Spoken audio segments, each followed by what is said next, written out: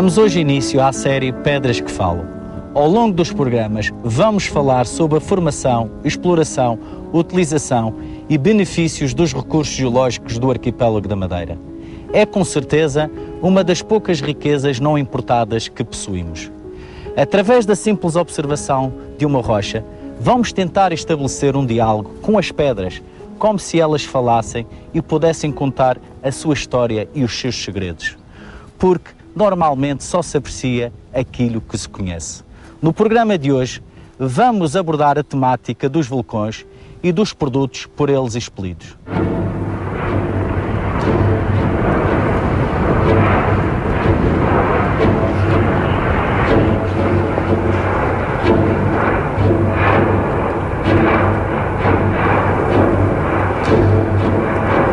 Os fenómenos vulcânicos têm originado grande fascínio desde os tempos do homem pré-histórico, devido à beleza, grandiosidade e misticismo, e por outro lado, temor por causa dos perigos e catástrofes que muitas vezes lhe estão associados.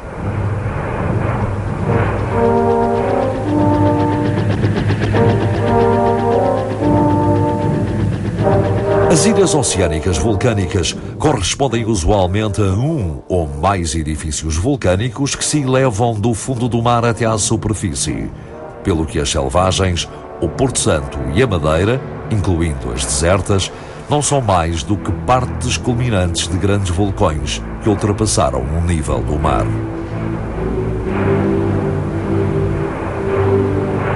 No caso particular da Ilha da Madeira, o edifício vulcânico que a constitui tem atualmente cerca de 5.300 metros de altura, com o ponto mais elevado da ilha a atingir os 1.862 metros de altitude no Pico Ruivo. A sua formação resulta de magmatismo oceânico intraplaca associado a um ponto quente, cuja atividade teve início há mais de 5,6 milhões de anos e prolongou-se até há 6.000 anos atrás. Podemos considerar que o vulcão é uma janela de comunicação com o interior da Terra. O cone vulcânico da Atalaia, aqui atrás de mim, representa um excelente exemplo do que eu acabei de referir. Na sua vertente sul, cortada pela metade pela ação erosiva do mar, podemos observar ao centro a chaminé alimentadora e para cada um dos lados, numa simetria quase perfeita, os vários níveis de materiais piroclásticos inclinados.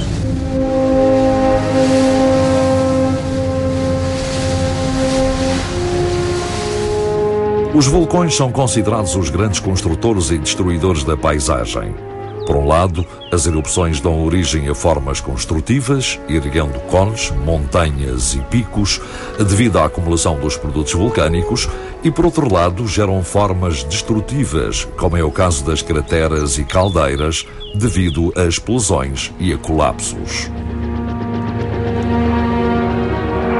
As formas construtivas e destrutivas que os vulcões exibem geram-se normalmente de um modo rápido, quase instantâneo, à escala do tempo geológico, demorando dias, semanas, alguns meses ou poucos anos. Existem diversos fatores que condicionam o regime de atividade de um vulcão, como por exemplo a composição e viscosidade do magma, a proporção de gases nele dissolvidos sob pressão e a localização do foco eruptivo, consoante este seja em terra, no mar, num lago ou num glaciar. A atividade vulcânica terrestre, também designada por subaérea, que ocorreu no arquipélago da Madeira, foi essencialmente de natureza basáltica, incluindo fases de atividade efusiva e moderadamente explosiva. Hoje em dia, é possível identificar vestígios destes tipos de atividade na paisagem da ilha. Na atividade efusiva, o magma é muito fluido e a libertação de gás dá-se facilmente. E a erupção é calma, com o fluxo de escoadas de lava a elevada temperatura, que pode variar entre os 700 e os 1200 graus centígrados. A lava de composição básica movimenta-se por vezes rapidamente, 10 a 300 metros por hora, espalhando-se por grandes distâncias. Se os terrenos forem planos, ou se forem emitidos do vulcão grandes volumes de lava, as escoadas podem cobrir grandes áreas formando extensos mantos de lava, como aconteceu há aproximadamente 1 milhão de anos atrás, no complexo vulcânico recente que originou grande parte do planalto do Paul da Serra. Se o declive das encostas for acentuado, podem formar-se rios de lava mais ou menos confinados e extensos, de que as grutas de São Vicente constituem um bom exemplo. A atividade efusiva é uma característica das erupções vulcânicas do tipo havaiano, onde as explosões e a produção de piroclastos têm pouca importância. Para além de extensas zonas aplanadas como as já referidas, a atividade havaiana origina cones muito extensos e achatados que se designam de vulcões em escudo, constituídos quase exclusivamente por longas e extensas escoadas lávicas. Em alguns vulcões, o magma é muito rico em sílica, muito viscoso e tem dificuldade em se movimentar, quer no interior das condutas de alimentação do vulcão, quer à superfície. Nestas condições, tende a solidificar no interior das condutas ou sobre as bocas emissoras, dando origem a agulhas ou a domos, muitas vezes sob a forma de elevações bem pronunciadas na paisagem. Foi o que aconteceu há 13,8 milhões de anos atrás, dando origem ao Pico do Castelo, na ilha do Porto Santo.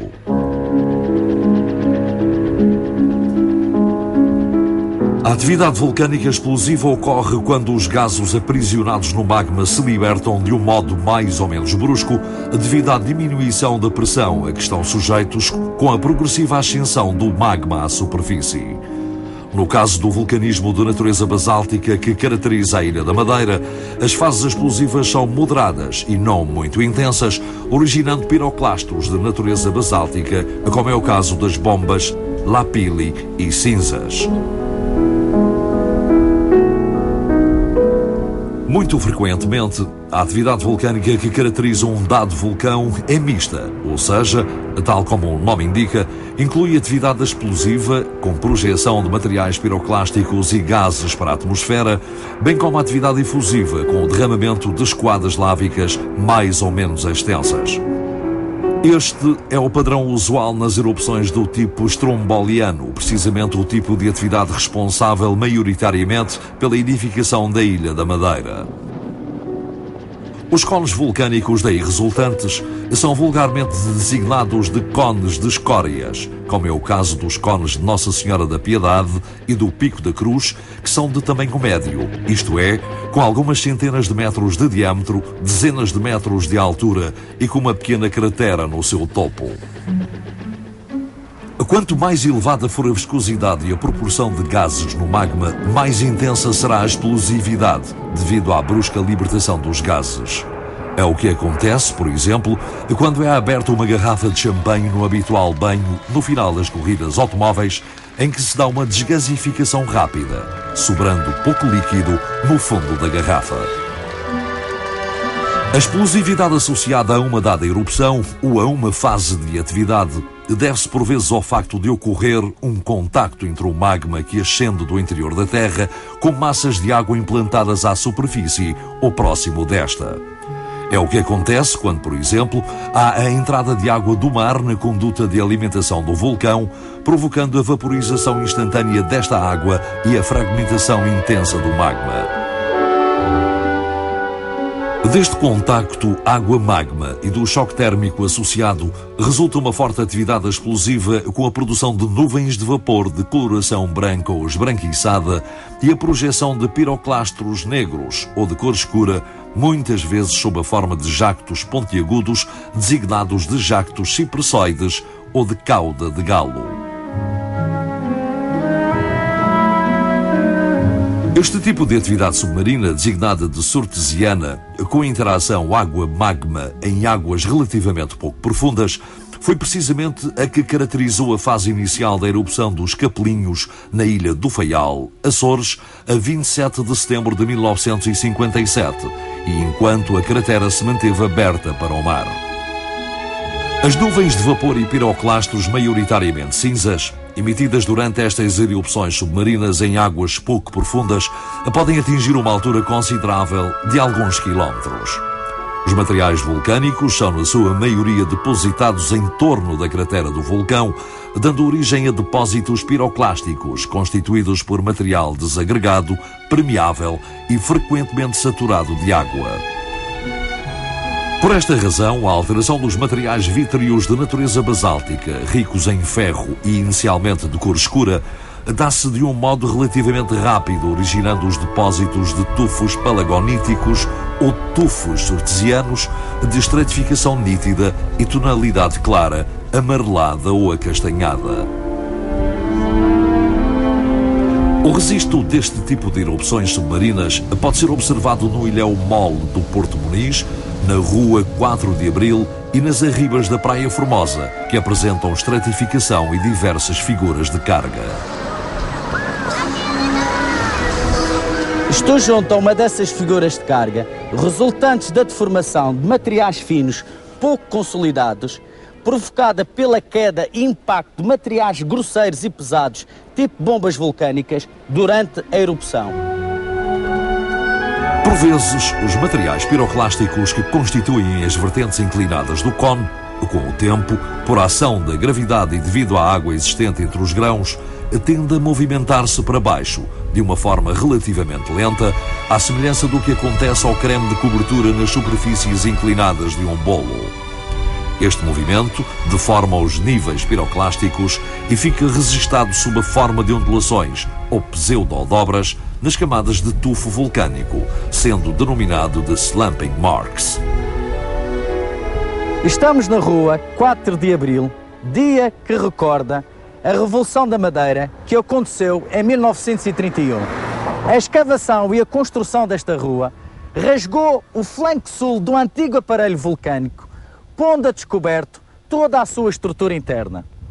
Neste depósito podemos observar vários níveis de materiais piroclásticos finos e marcas de ondulação. Através da análise dos produtos expelidos pelos vulcões, é possível inferir o tipo de atividade vulcânica que esteve na sua origem e podemos melhor conhecer a natureza dos materiais que se escondem sob o chão que pisamos. Os produtos vulcânicos estão na origem de todas as rochas que conhecemos no arquipélago da Madeira. As rochas vulcânicas, em função do modo de emissão, podem agrupar-se em dois conjuntos principais: esquadas lávicas e piroclastos, estes últimos também designados de tefra. As esquadas lávicas estão associadas a fases de vulcanismo efusivo e são constituídas por rocha em fusão que flui e se movimenta ao longo das vertentes dos aparelhos vulcânicos. No caso do arquipélago da Madeira, o vulcanismo efusivo foi maioritariamente básico, com uma percentagem em sílica variável entre 45% e 50%, dando origem a vários tipos de lavas. As lavas encordoadas, ou paióiói, apresentam superfícies lisas com aspecto de lajes ou semelhante a cordas, como pode ser observado no interior dos túneis lávicos das grutas de São Vicente. As lavas escoriáceas, ou AA, apresentam superfícies fragmentadas, ásperas e irregulares, formadas por clinker. E por último, as lavas em almofada.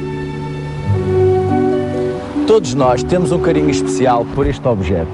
Esta formação rochosa formou-se no fundo do mar há pelo menos 15 milhões de anos atrás e é conhecida por lavas em almofada ou pirolavas.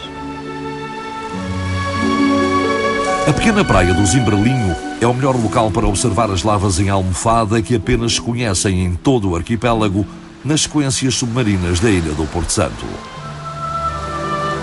Neste local, as lavas em almofada apresentam formas esféricas, achatadas, alongadas e tubulares e estão envolvidas por hialoclastitos e brechas vulcânicas. O seu tamanho médio varia entre 0,5 e 1 metro e algumas delas apresentam estrutura zonada, cortada por fissuração radiada, que é aproveitada por organismos marinhos atuais, como os gastrópodes, para se instalarem. As escoadas apresentam-se por vezes muito compactas, outras vezes porosas ou vesiculadas, designadas localmente de faventas. Num pedaço de lava basáltica podemos observar a existência de orifícios, ou melhor dizendo, vesículas disseminadas na rocha que estão associadas aos gases existentes no magma. Quando os gases não se conseguem escapar a tempo para a atmosfera, ficam aprisionados na própria rocha sob a forma de bolhas. Foi precisamente o que aconteceu nestas duas amostras de mão. Esta serrada, esta colhida no calhau, que fazem lembrar autênticos favos de mel. A orientação das vesículas na rocha denuncia a direção de escoamento da escoada lávica.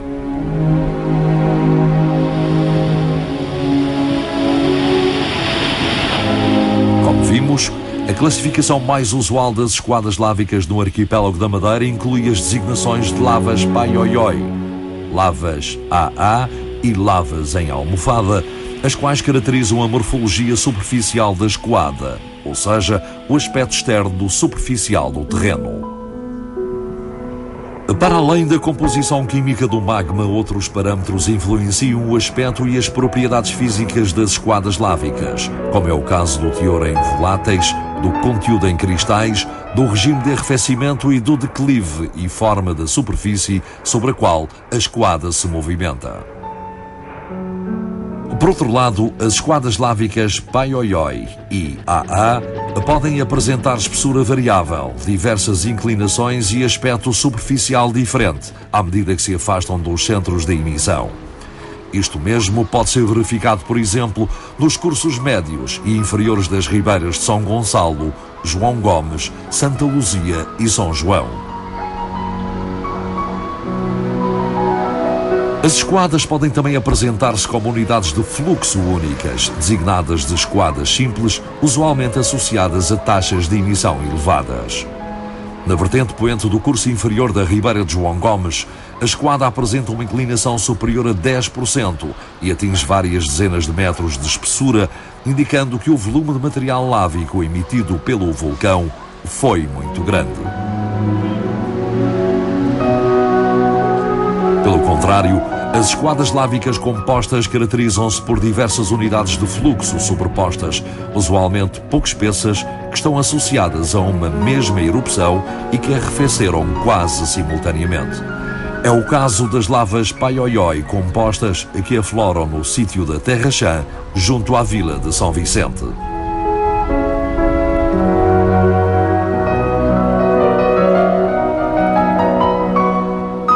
Como referido, as escoadas do tipo AA, mais viscosas, apresentam uma superfície muito irregular, espinhosa e áspera, com fragmentos soltos e escoriáceos, de dimensões e espessuras variadas, designada por clinker.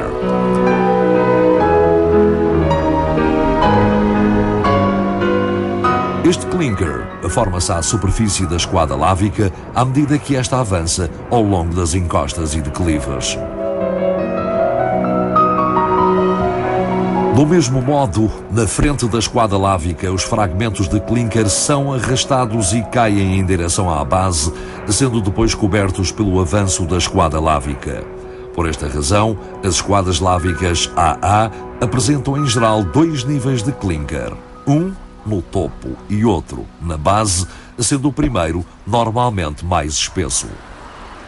Estamos junto a uma dessas escoadas compostas. A inclinação das várias unidades de fluxo e dos diversos níveis de clinker indicam que o movimento da escoada fez-se neste sentido. A escoada composta encontra-se camuflada pela vegetação que ocorre de forma espontânea devido à água das chuvas, da rega de terrenos agrícolas e à umidade retidas nos níveis de clinker que facilitam a alteração da rocha e, por isso, aceleram o processo de fixação dos nutrientes necessários à vegetação. Os piroclastos, ou tefra, são fragmentos de lava projetados para a atmosfera durante as fases explosivas, mais ou menos violentas, que caracterizam muitas erupções vulcânicas. Estes fragmentos, usualmente, solidificam durante o seu trajeto na atmosfera, acabando por cair no solo, no estado sólido e como partículas discretas, originando um depósito de piroclastos de queda.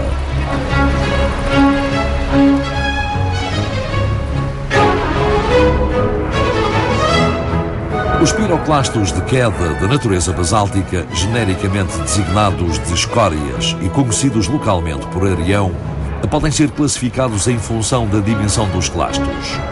Quando as partículas têm dimensões superiores a 64 mm, temos as bombas e os blocos. Quando os clastos têm dimensões compreendidas entre 2 a 64 mm, temos o lapili, ou bagacina. E quando o grão tem dimensões inferiores a 2 mm, temos a cinza. Quando as partículas têm dimensão muito pequena, de alguns décimos a centésimas de milímetro, designam-se de poeira e, neste caso, podem permanecer suspensas no ar por muitos anos. Neste talude, onde no passado existia uma exploração, temos representado os principais produtos de materiais piroclásticos. Neste nível, aqui mais fino, as cinzas muito fininhas. Aqui, neste nível intermédio, os lapilis de dimensões intermédias. E, finalmente, as bombas e os blocos de maiores dimensões. Todo o conjunto serve de suporte a belos exemplares de múxia, áurea e ensaião.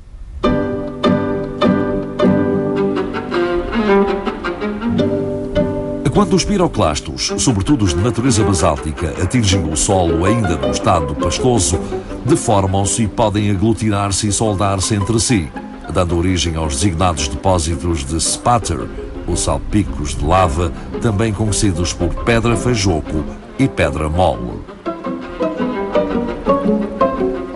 Outro registro digno de interesse é a ocorrência de piroclastos de queda de natureza traquítica, na Ilha da Madeira, vulgarmente designados de depósitos de pedra-pomas. A presença destes produtos vulcânicos comprova que ocorreram no passado erupções vulcânicas envolvendo magmas mais evoluídos, isto é, mais ricos em sílica, logo associados a uma atividade fortemente explosiva e violenta. Os depósitos de pedra-pomes que se encontram presentes sob a forma de retalhos por todo o litoral sul da ilha, desde o concelho da Calheta até ao concelho de Santa Cruz, estão intercalados o cobre e os produtos basálticos.